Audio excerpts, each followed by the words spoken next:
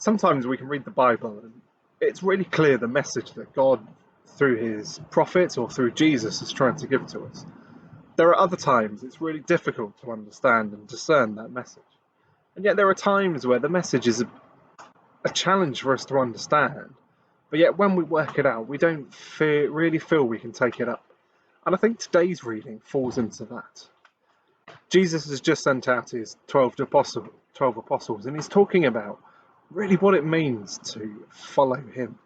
And yet we come across this message that if we find our lives, we will lose it. And yet if we're not prepared to lose our lives, we can't have a life. What does that really mean? Don't forget, Jesus hasn't yet told his followers that he is to die for them.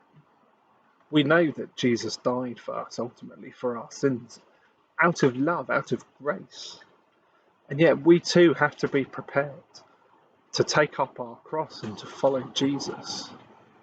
We have to be prepared to perhaps put aside our life, put aside the trappings, the wealth, the fun, the enjoyment that comes from life as we see it, to change our goal from keeping up with the neighbours, earning more than the other people, having a better, more comfortable life. And actually, we're called to be prepared to give it all away to follow Jesus.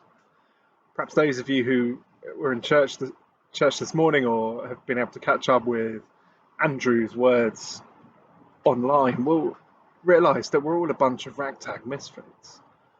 But yeah, we all have to be prepared ultimately to put aside our life, put aside everything for Jesus, to put following Jesus, to put following God first.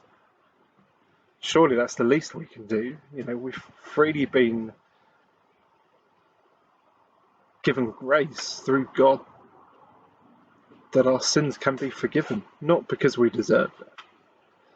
So my prayer to each one of us today is that we're prepared to put our life on hold, put Jesus and God at the centre, to really open our hearts and open our minds to see how Jesus looked upon the world, how Jesus loved the world.